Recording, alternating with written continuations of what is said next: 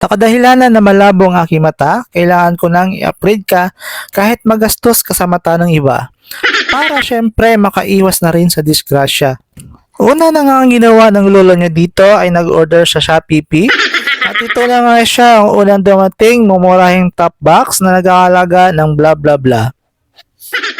At dahil para matibay ang patungan niya, nag-request na rin tayo ng K3 Rock bracket nag-ahalaga din ng bla bla bla.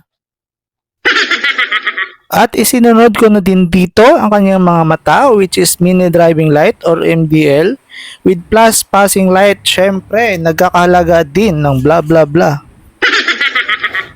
Ang sunod na mata guys, itong 60 watts Senlo auxiliary light na nagkakahalaga din ng bla bla bla. Saka para iwas disgrasya rin guys, itong aking asawa, nagbigay na rin tayo ng minimal na crash guard.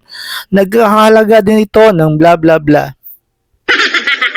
Syempre guys, itong windshield bracket na aking paborito na nagkakahalaga din ng bla bla bla ay aking pinalitan na kung saan ako'y lumakbay pa sa bayan ng Valenzuela.